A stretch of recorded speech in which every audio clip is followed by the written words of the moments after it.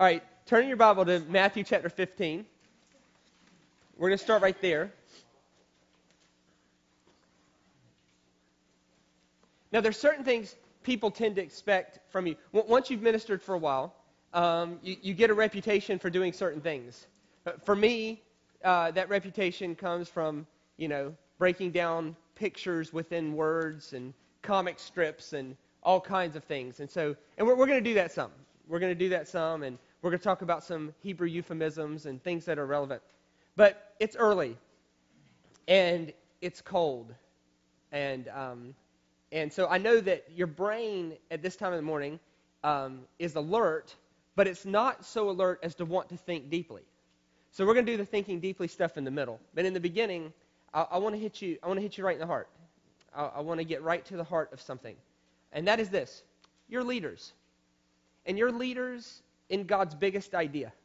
God had this huge idea, and that idea was this: I'm going to take a group of people, I'm going to redeem them from slavery and give them freedom. I'm going to take a group of people, I'm going to redeem them from slavery, and I'm going to give them an atmosphere and an environment of freedom. All right? So we're going to take them from here, and we're going to move them to here. But then that's not going to be the end of the story. That's not going to be the end of the story at all. We are going to do something else. At Mount Sinai, he tells this group of people, I want you to be a kingdom of priests. I want you to be a kingdom of priests. In other words, to be moved from slavery to freedom is not the end of the story. It's simply the beginning of the story. To be moved from here to here, we'll call that, let's take it in today's words, we'll call that salvation. We'll call that being saved or coming into a relationship with the Lord. We'll call that moving from being an unbeliever to being a believer. Whatever that case may be, all of us have been through that, but that's not the end of the story. It's actually hardly the beginning. The next phase in that was he said, I want you to be a kingdom of priests. A kingdom of priests. So in other words, I want you to be a group of people who show the whole world what I look like. That's what we're supposed to be. That the Church of Jesus Christ is supposed to be a body. One writer called it the body of Christ. The group of people who are supposed to show the world what it looks like if Jesus were living here. In other words, we're not supposed to be primarily, there's light things and there's heavy things, but primarily the church is not a place to pursue doctrinal supremacy. Not. We're not primarily supposed to be a place that's supposed to be right about everything. As a matter of fact, if you journeyed with the Lord long enough, what I have found and what you will find is that the more right you think you are, the more wrong you actually find out you are. that if the goal is to be right about who? God? Really? You? Me? Right about God? Really? So we are under the delusion that we're going to be the one day that stands in front of Jesus and Jesus goes, wow, you were something. You know that scripture that says, my ways are so high above your ways, and my thoughts are so high above your thoughts, and you'll never be able to wrap your head around me? You were the exception. I didn't think of you. Really? So the goal is to be right about God? Okay, right. And do you see where the church over time has begun to lose its credibility? Because we did a couple things. Number one, we made it all about going to heaven one day. So we've created our whole environment around and you guys are leaders, so I'm going to talk frankly, okay, because we should be able to handle this. We made our whole environment about getting a certain number of people to say a prayer at our altar that we made up. So that we could say, these people are now in when they used to be out. Now, is that a bad thing to do? Not necessarily. Is it the whole point? Absolutely not.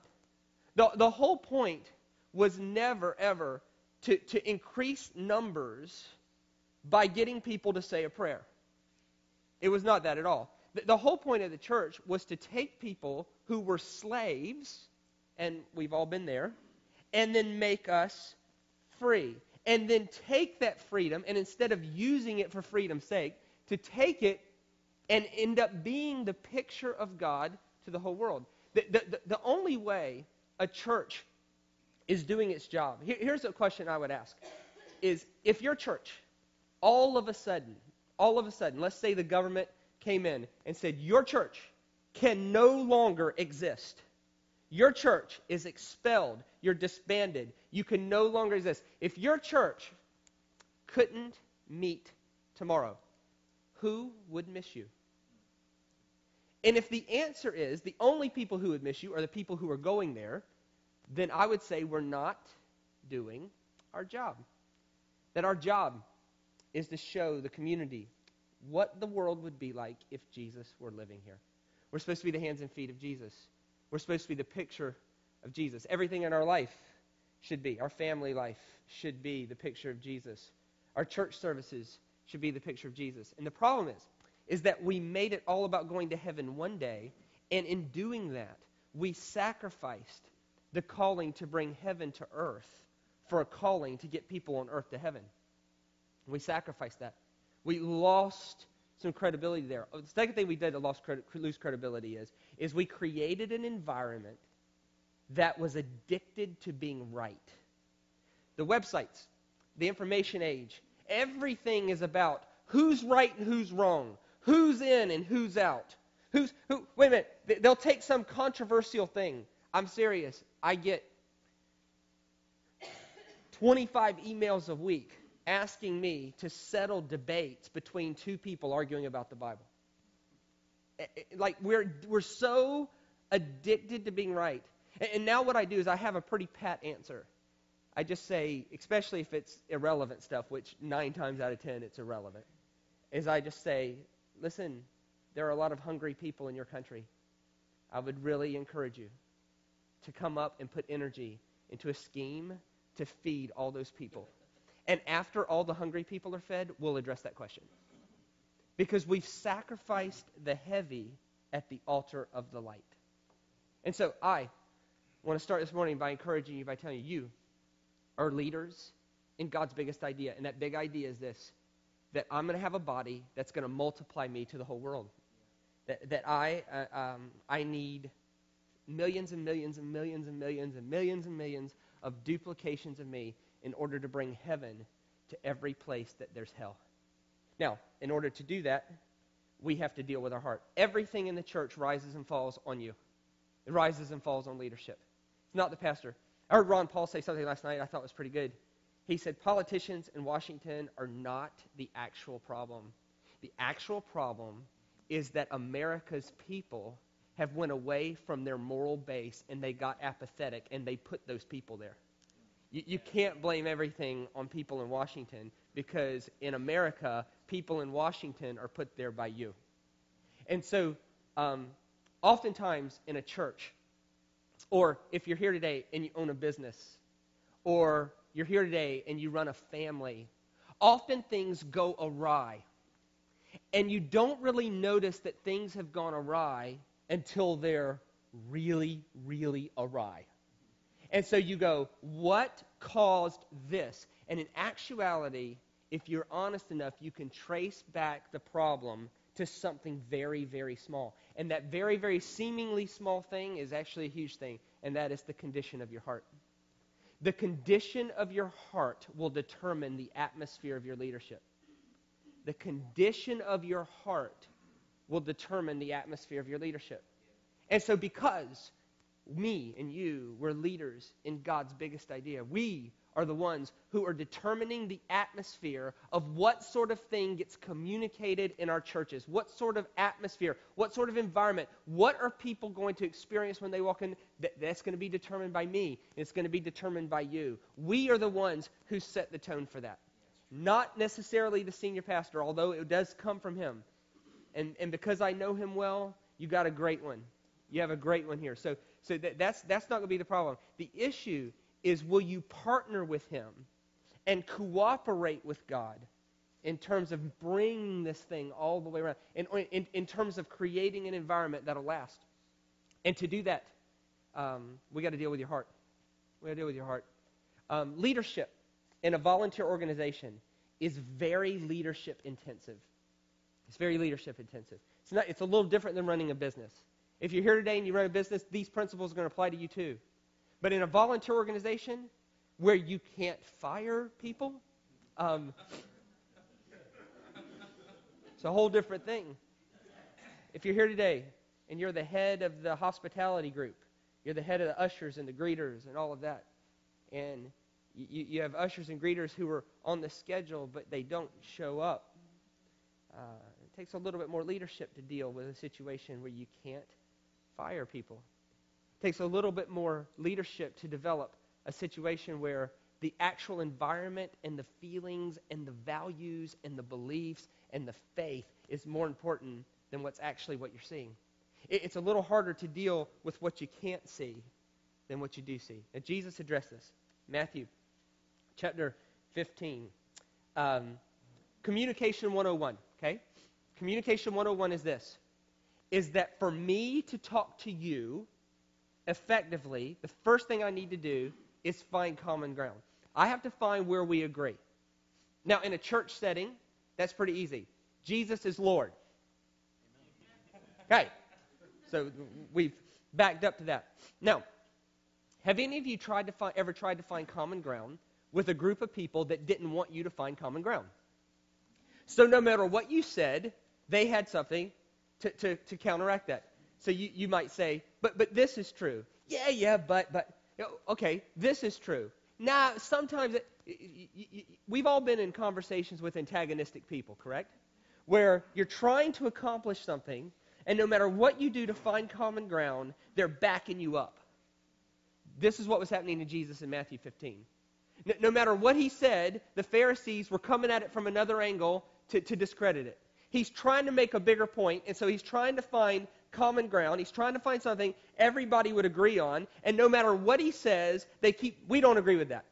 No, but you're wrong about this. So he keeps backing up. Well, don't you know this? No, we don't know that.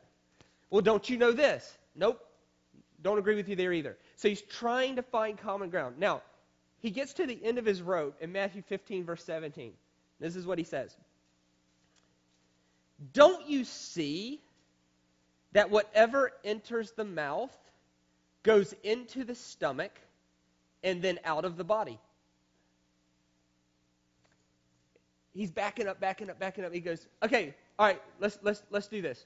Don't you see that when you eat something, it gets digested, and then eventually you use the bathroom? And the Pharisees are going, well, I can't really argue with that. Yep, can't really make a case against that. He goes, good, now we have common ground. You eat, you go to the toilet. That's how this works. Now watch what he says. But the things that come out of the mouth come from the heart. And these are what makes a man unclean. For out of the heart comes evil thoughts, murder, adultery, sexual immorality, theft, false testimony, slander. These are what makes a man unclean. What was happening in Jesus' day was nothing different than what's happening now. And that is this. People sacrifice the heavy at the altar of the light. They focus so much on, hey, what sort of food are you eating? You had a group of people who said, well, we never wear the wrong clothes, we never wear the wrong shoes, we never go the wrong places, we never eat the wrong things, we never do these things. So since we don't do these things, then we are righteous. And Jesus is turning everything on its head. He's saying, but wait a minute, what about your heart? What about your heart? This has huge implications for leaders. Number one, the condition of your heart will determine the atmosphere of your leadership. The condition of your heart always determines the atmosphere of your leadership. Do any of you besides me, do you know anybody who even when they're right, they're annoying? Even when they're right, it comes across hard and mean. And I'm talking about things like Tone, intensity. Tone, intensity. The number one test for ministry in the first century was a phrase called the disposition of Messiah. The disposition of Messiah. And that was particularly true when they were testing prophetic utterances. So, if we were in a church and someone says, I have a word of prophecy, and so they stand up and they give the word of prophecy, they would have a moment where they tested that word of prophecy. And the first test of the word of prophecy was not whether or not it was true. The first test of the word of prophecy was whether or not it was delivered in a manner consistent with the disposition of Messiah. Was it compassionate, gracious, slow to anger, abounding in love and forgiveness? Exodus 34, 6 and 7. In other words, when you are ministering, what is less important than being right, because we're all going to be wrong about God. I cannot overstate this. He's God. He's too big for me or you to ever be right about. Are you kidding me? God is too big. If you're going to define right as without error, are you kidding me? Seriously. I mean, in 5 years from now, if what you think you know about God hasn't changed, then you're not growing. What are you talking about? He's too big. The issue is not being right. The issue is whether you're ministering in the disposition of Messiah. The attitude of your heart will determine the environment of your leadership. The condition of your heart is going to affect everything. It's the disposition of Messiah, compassionate, gracious. Listen, we are not called to be right. We are called to be kind. We're not called to be right. Because if you're called to be right, everybody fails. About God? Really? Come on. He's God. You're not going to be right about him. He's too big. And I think he's so cool that if you ever were right, he would just change things to make you keep journeying. He's God. He's big. The condition of your heart will always determine the atmosphere of your leadership. Tone, intensity. Let me say it this way. You can be right, but be wrong at the top of your voice. I'll say it this way. If you have to tell people you're in charge, you're not in charge. People who are really in charge don't have to proclaim that they're the ones in charge. You just know they're in charge. It's tone, it's intensity. Number 2, the condition of your heart will shape the environment of which you lead. So the condition of your heart will determine the atmosphere of your leadership, and then that same condition will shape the environment in which you lead. Unhealthy leaders create unhealthy environments. Unhealthy environments are taxing and draining. This is as good a time as any to talk about a couple of concepts. Number 1.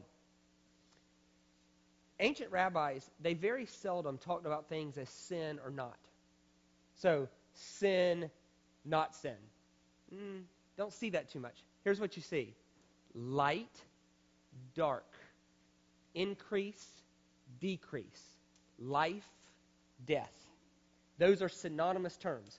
Light. Live. How many times do you see this in the Bible? Choose to live in the light. Or choose life that you might live. Choose to live in the light, life. Increase. Another place that might say this. The soul that sins will die. It's not like God's waiting to zap people. It's talking about the realm of life, the realm of death, the realm of light, the realm of darkness, the realm of increase, the realm of decrease. This is darkness is a euphemism for anything that brings you to disrepair. Anything that brings you to disrepair. So it's not so much, if I were to say, stop sinning, well, if that's the basis of it, you can rationalize anything. Well, it's not a sin to me. You can rationalize anything with the basis of, no, don't sin. No, it's not about don't sin. And it's surely not about, well, God will forgive me. Of course he'll forgive you. No problem. Forgiveness is not the issue. What the issue is the realm of darkness, the realm of death. It's things that lead you to disrepair. It's not so much don't sin as much as it is what you're doing bringing you to wholeness? Or is what you're doing leading your life to disrepair? Is what you're saying, is that leading people to wholeness? Or is what you're saying leading people to disrepair? People might say, well, it's true. Really? Well, does everything that's true actually need to be said? I mean, wisdom dictates that some things that are true are best left unsaid.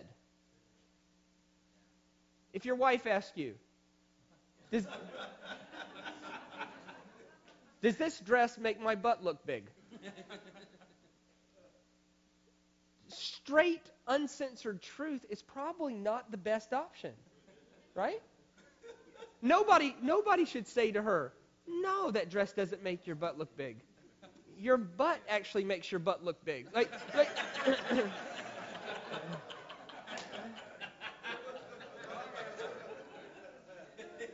just because it's true doesn't mean it has to be said.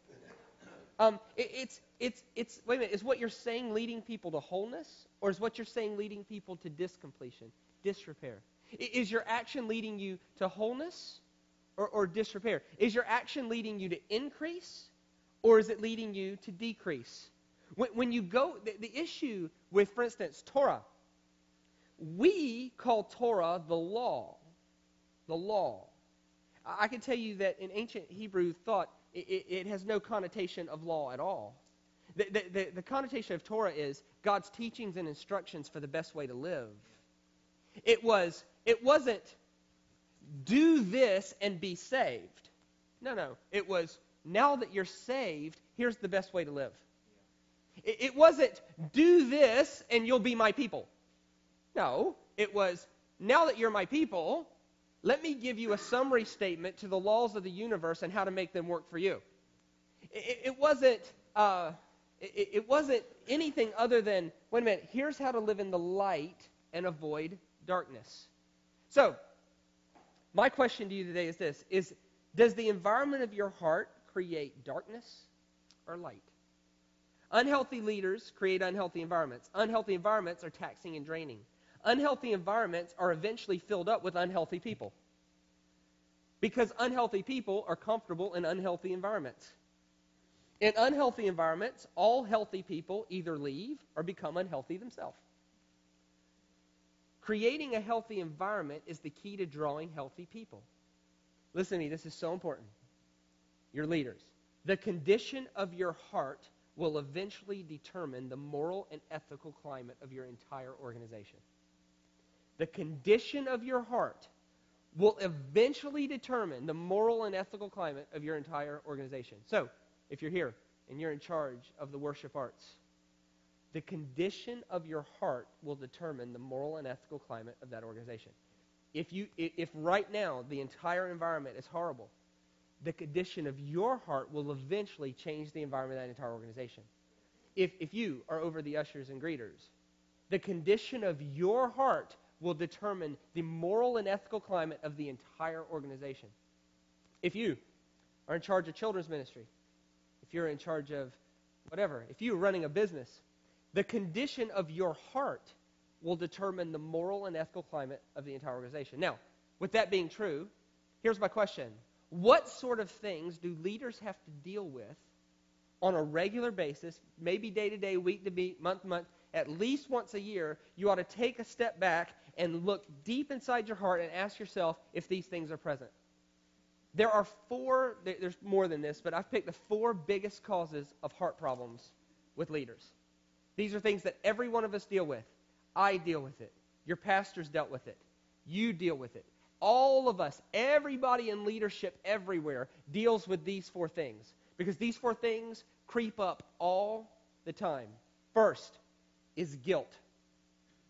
Guilt. Now, guilt creates a problem because when you are guilty, you lead with a mantra that says this: I owe you. It's underlying. It's unstated. But it creates a problem in your environment. If I'm guilty and I'm your leader, it will come out. I, deep down inside of myself, feel like I owe you because somewhere in my life, I'm keeping darkness hidden. Somewhere in my life, there's disrepair. There's disrepair. I'm engaged in something that is disrepairing to my life. I'm engaged in something, and I don't want you to know about it because as a leader, if you know about it, it's going to discredit my leadership. So my leadership environment is an environment of protection. It's an environment of secrets. It's an environment of suspicion. Here are some traits of a guilty leader. And once again, all of us deal with this at times. All of us deal with this at times. If you're a leader and you care, there is going to be moments in your life where you lay your head down at night and you have this thought, if they really knew me, they would know I'm a fraud. If they really knew me, they would know I'm not cut out for this. Every one of you, if you care and you're not cocky and prideful, are going to have moments where you lay your head down at night and you think to yourself, am I really the person for this job? So we all deal with this. Here's the traits of a guilty leader. The guilty leader finds it difficult to trust. Why? Because you're hiding something. So if I'm hiding something, you must be. And if I'm hiding something, you must be.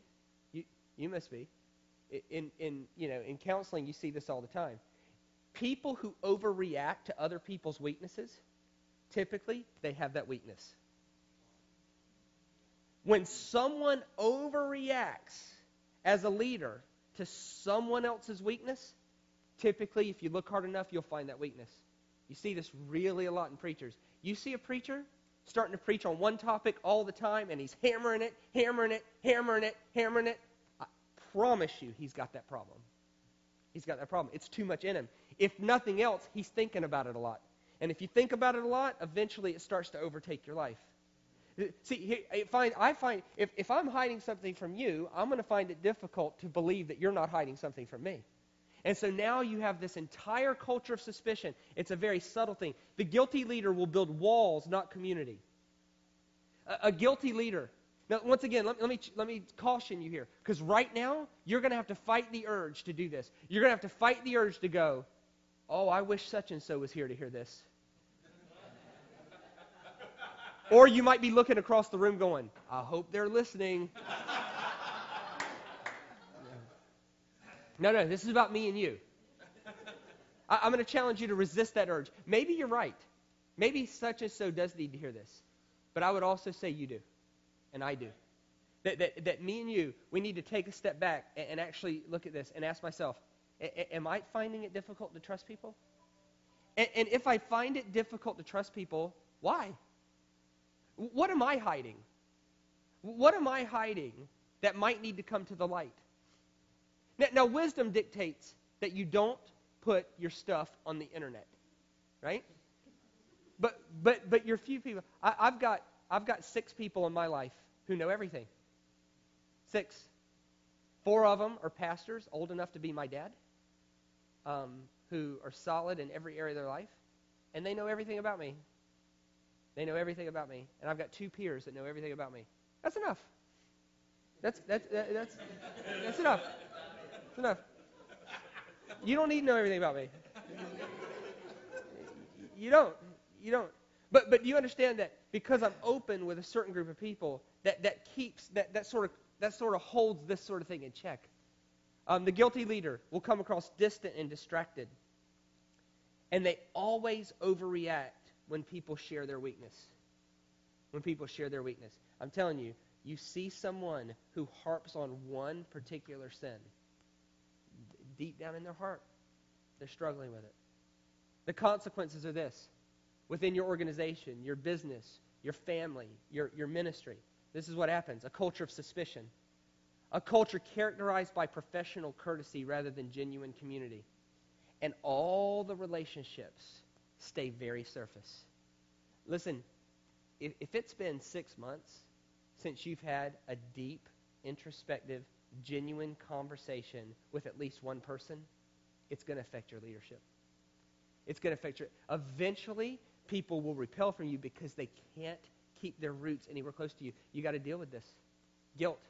Guilt leads from the mantra, I owe you. The question is this: do you have secrets? Is there anything in your life that needs to come to the light? And listen, please hear me.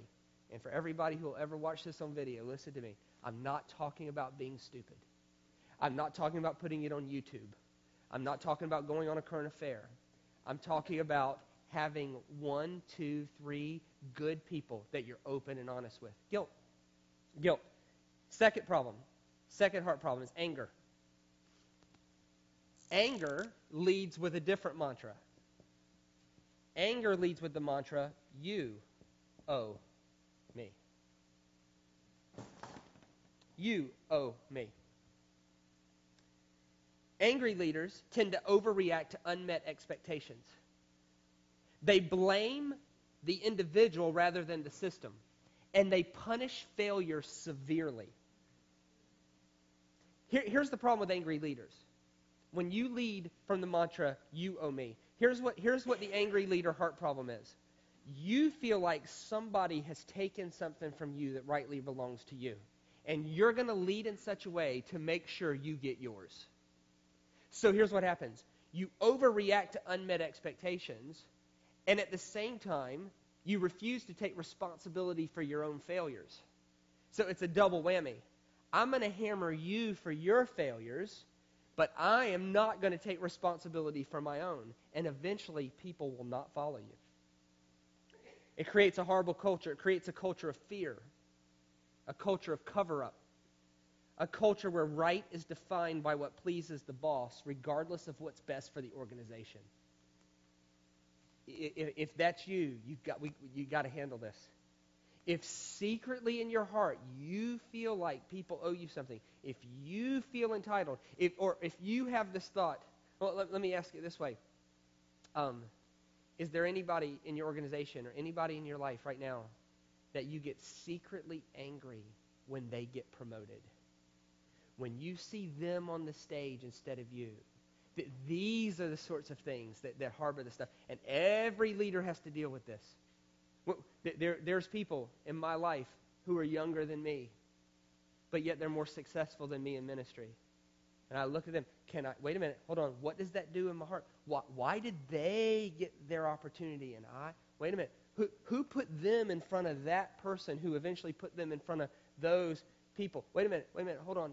We have to deal with, what do you really think is owed to you? If this gets in your heart, it'll affect the environment of your entire organization. Anger. You owe me. Number 3. Number 1 is guilt. Number 2, anger. Number 3 is greed.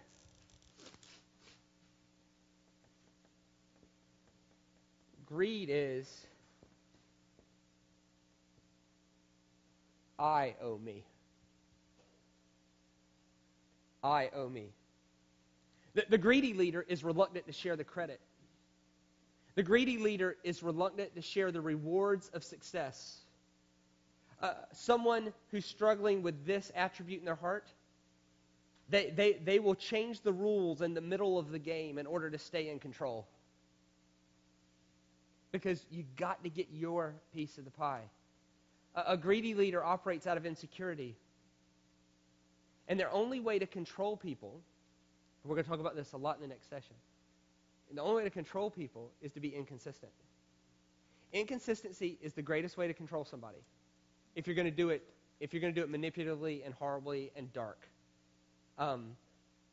Vietnamese prisons, Southeast Asian prisons, the prison population outnumbers the guards really, really big. So here's what they did. They came up with a way to control the prisoners, and here's what they knew.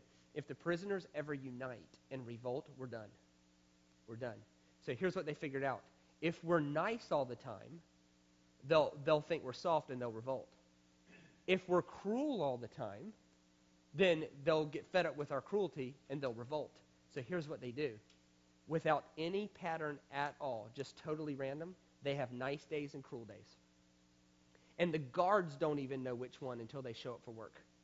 Is this a nice day or cruel day? So here's what they do. They're nice, cruel, nice, cruel, nice, cruel, nice, cruel, nice, nice, cruel. And the inconsistency of never knowing what you're going to get actually makes prisoners who outnumber them 150 to 1, they actually makes them lose themselves. They become a shell of themselves. So as a leader, if you're changing the rules in the middle of the game in order to control people, eventually you will win. You will control them, but you'll have an environment of people who are shells of themselves and won't be able to produce what you need them to produce. It's a greedy leader. A greedy leader will sacrifice the good of the organization for the sake of personal gain. Now the problem with this is a lot, but a culture where decisions are made with the good of the leader in mind rather than the good of the organization. When you have a couple greedy leaders in charge, you have a culture characterized by turf wars. Don't touch my stuff. This is my room. This is my people. Don't ask my people. You've got insecurity everywhere, and you've got people trying to hoard. When you look at Jesus' teachings, this was the root of all evil. Greed. The tendency, the thought that says, I owe me, without any thought to what's going to make your life better. It's bad. It's bad. It's a heart problem. It's a heart problem. And this heart problem will create a culture of secrecy throughout your entire organization. Why?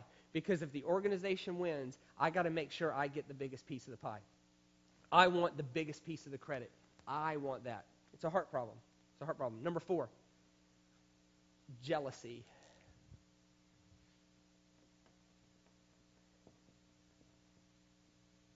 Jealousy,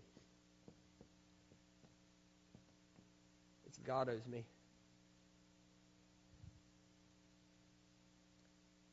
The jealous leader is quick to point out the faults of other people. If you're ever around a leader and the main topic of their conversation is the internet garbage that's going around about bigger men and women of God, there's something in them that thinks, I don't know, they think that they should be there. God owes it. Wait a minute. Those people got their shot, and they've got this character flaw.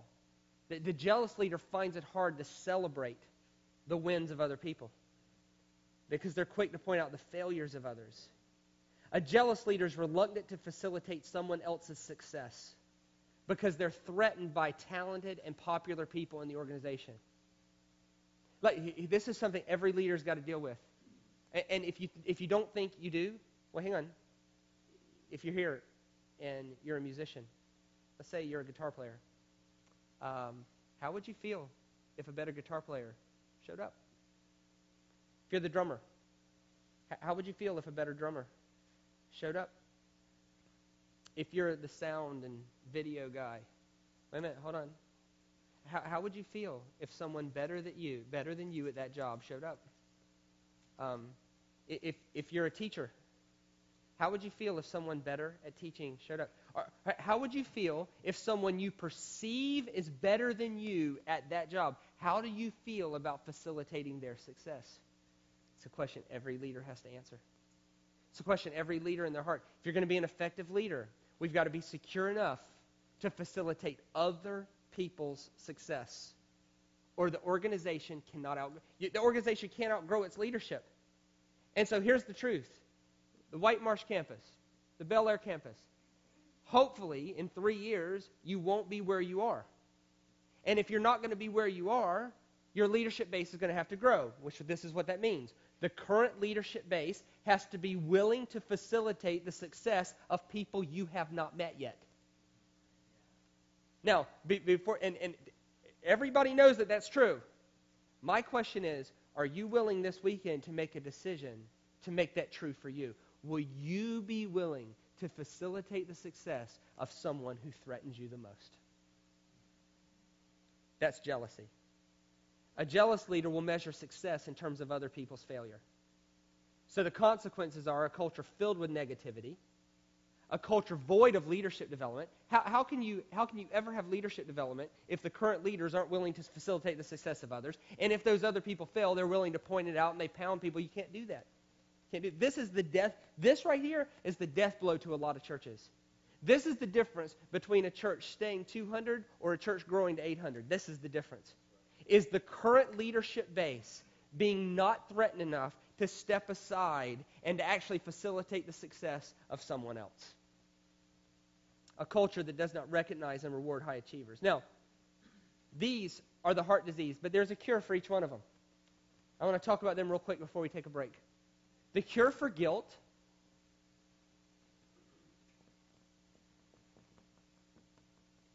is an atmosphere where safe confession is honored. The last thing you want in your organization is a culture of gossip and people can't talk about what's really bothering them. Listen, if people can't talk about what's really bothering them at a deep level, that is not a culture of wholeness. It's not. It's not. The last thing you ever want to do is broadcast someone else's honest introspection about where they are. That's the last thing you want to do, because as soon as you do that, you'll create a culture of mistrust all the way across the board. All the way across the board. See, here's the truth. We will follow leaders who make mistakes. Right? Amen? Hey? Because we've all done that. We will follow leaders. No, I would hope nobody in this room would say, I'm not going to follow a leader who makes mistakes. I hate that when I hear that out of people. Well, should they be in leadership? They made this mistake. Really? What mistake disqualifies you? Like, what mistake is Jesus going to cut your ear off for? Really? Really? Which one? Which one? Is it this one, but not that one? I mean, which one? All of us will follow leaders who make mistakes, but all of us are hesitant to follow leaders who cover up their mistakes. All of us are hesitant to follow leaders who cover up their mistakes. I'm telling you, this is, if it's true for you, it's true for people following you. Okay? You'll follow people who make mistakes, but you're also hesitant to follow leaders who cover up their mistakes. So the cure for that is a culture of openness, honesty, authenticity. The cure for guilt is not prayer. The cure for guilt is confession. Number 2, the cure for anger is to forgive.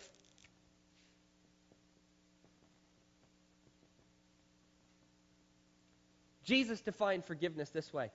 I love Jesus' definition of forgiveness. When you look at Jesus' teachings, Jesus defined forgiveness with these words: cancel the debt. Cancel the debt. It's not acting like it didn't happen. It's not pretending like it didn't hurt. No. Jesus defined forgiveness as this: when you feel like someone owes you, cancel the debt. Treat them as if they don't owe you anymore. It doesn't mean it didn't hurt. It doesn't mean it wasn't wrong. And it doesn't mean that you don't draw boundaries and don't let them keep doing that to you over and over and over again. It just means from this moment on, you don't owe me. You don't owe me. So maybe, as leaders today, maybe there's someone in your life that you feel like owes you. And right now would be the best moment to cancel their debt.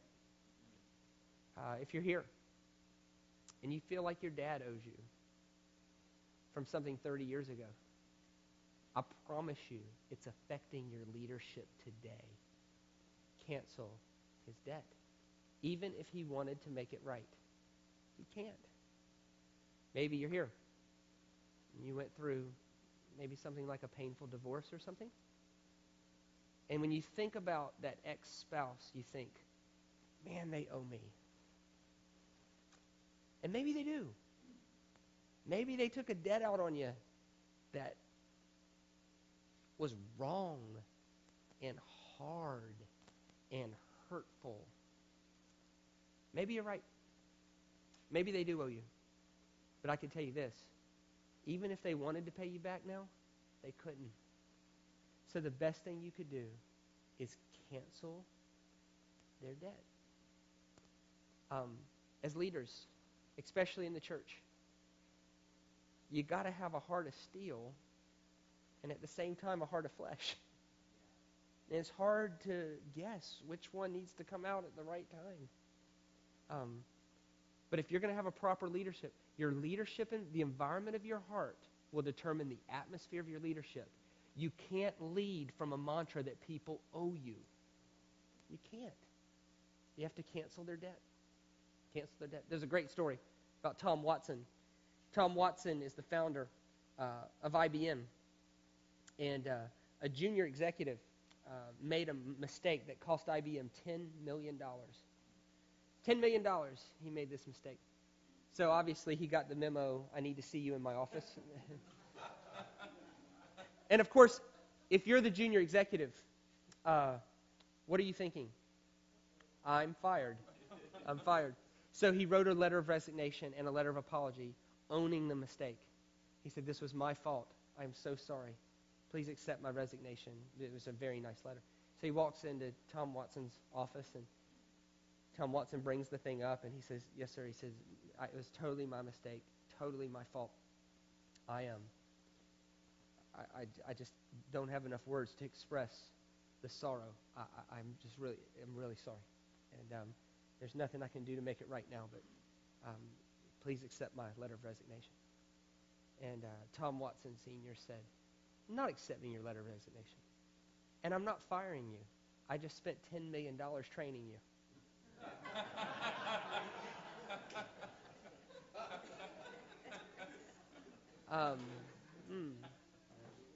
Listen, the people around you can't grow without failing. And you can't help them grow if you're not willing to forgive them when they do fail. To forgive, you must identify what's been taken from you and then cancel the debt. If you phased out at all, listen to me, this is so important. Private grudges always result in corporate chaos. Private grudges always result in corporate chaos. If you're holding something against someone privately, eventually it's going to come out in 100 different ways. You've all experienced this as a leader. As a leader, how many times have you tried to solve a problem and you've listened to everything going on and you're going, I can't figure out where this is coming from? A lot of the times, somewhere in your organization, there's a private grudge. Private grudges always result in corporate chaos. You have to cancel the debt. Okay, the cure for greed. This one's an easier one. Give. The cure for guilt is not prayer. It's confession. The cure for anger is not prayer. It's forgiveness. And I believe in prayer. But the cure for everything isn't prayer. The cure for some things is action. If you're greedy, the cure for that is to give. It's to write a check. When you do that, when you release it, it loses its hold on you. Generous giving, both strategic and spontaneous, breaks the power of greed in our life. Generous giving forces you to face some of your deepest fears as a leader. And that fear is this: will I run out of resources? I mean, let's be honest. If you're the head of the ushers and greeters, what's your greatest resource? More volunteers, more people. So when the children's guy comes and asks one of your people to help with the children's ministry, your greatest fear as a leader is this: if I run out of resources, I will look like a failure. So you hoard. You hoard. The greatest thing you could do to beat greed in your life is to be generous with every resource you have. If I understand the Bible right, this is what it says: what you make happen for others, God will make happen for you. What you make happen for others, it's God's responsibility to make happen for you. So, if you're running a car dealership, my understanding of how to be successful running a car dealership is to help someone else sell cars. And when you do that, God will do this. Wait a minute. It's just a principle of the universe. It's not do this and be saved. It's because you're children of God, this is the best way to live. This is how you live in the light. Be generous. Be generous with your money. Be generous with your time. Be generous with your resources. Be generous with your people. The cure for greed is generosity. Last one. The cure for jealousy.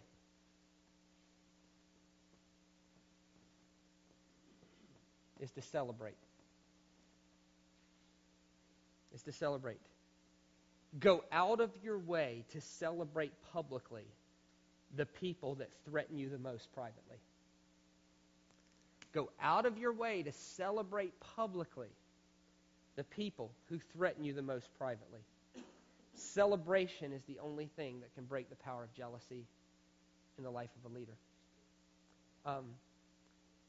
Listen to me. I'm almost done with this first session. Tune in. Listen to me. as a leader. One of your campuses is pretty big. The other campus is getting big. To grow from 250 to 1,000, it only stands to reason that there's going to be people introduced to your organization who are going to take your job. It's the only way. It's the only way. And you have to be willing to celebrate those people's success, or you risk sabotaging the health of the entire organization. The other option is staying at 250. For the campus that's running, I don't know, I've preached there a lot, maybe 800, 900, 1,000. One day it's going to be 2,000 people. It's too good of an environment not to be. And for it to be 2,000 people, it only stands to reason that there's going to be people introduced to your organization who are better at doing what you do than you are. And there's going to be so many more jobs and so much more opportunity and so much more. If you can just release it, if you can just get over this thing that says, wait a minute, I am entitled to this spot. As soon as you do that, the environment of your entire leadership will suffer. The environment of your entire organization will suffer. Wait a minute. We have to celebrate publicly the very things that threaten us privately. I heard a senior pastor once talk about this, and he had an associate that he admitted in front of everybody threatened him. And this associate was running a meeting, and this meeting was full. It was like a midweek meeting, and yet it was just full to the brim. And one week, he wasn't going to be able to make it to that midweek meeting, and so they asked the senior pastor to take the meeting. And so they announced that Sunday, hey, this midweek service, the senior pastor is going to be here, woohoo, kind of a thing. And the senior pastor said when he got there, and the music was over because he's on the front, so he didn't, and he stood up, and there was empty seats everywhere. But all the words were, when the associate pastor was running this meeting, that sometimes there was people standing along the wall because there was no seats left. There was empty seats everywhere. And he said something got in his heart at that moment that he knew he needed to deal with. He knew that if he let that fester too long, that eventually it would sabotage the health of his entire organization. So that Sunday, publicly, he went out of his way to celebrate that guy who potentially threatened him the most. And when he did it, it broke the power of jealousy in his life. So, my question is this. Is there anybody in your organization, in your business, in your family, in your ministry, is there anybody right now who threatens you privately? I would say go out of your way to celebrate them publicly. Now, to summarize this, 4 statements. Number 1, you want to follow someone who's willing to acknowledge their failures. You do. You want to follow someone who's willing to acknowledge their failures. You want to follow someone who won't hold your failures against you. So hang on. You want to follow someone who's willing to be open and honest about their failures. You also want to follow someone who's willing to give you grace when you fail. You do. You want to follow someone who will share the credit and rewards of success. When the organization wins, you want to follow someone who makes you feel like you were a part of that. You do. You do. And you want to follow someone who will publicly celebrate your victories. That's true of everybody in the room. You want to follow someone who will be open and honest about their failures. You want to follow someone who will give you the grace and the leeway to fail yourself so you can develop. You want to follow someone who will share the rewards of success. And you want to follow someone who will celebrate it when you win. You want to follow someone like that. So if you want to follow someone like that, doesn't it stand to reason that people will want to follow you if you're like that? So I challenge you to be leaders who take care of your heart, who look at yourself regularly and say, wait a minute, is this in my life? Am I hiding darkness? Wait a minute, is there anybody in my life that I think owes me? Do I need to cancel their debt? Wait a minute. Am I creating an environment where I get all the credit? Wait a minute, is there anybody in the organization who is starting to threaten me privately? Hold on. Let's deal with these things. I charge you to be leaders who have an open, authentic, genuine look, who allow other people to fail and grow and develop, who are willing to share the rewards of success, and are willing to celebrate the people publicly who threaten you privately. When we handle those things, the environment of our entire organization will move into the light and away from disrepair. All right, let's take a break.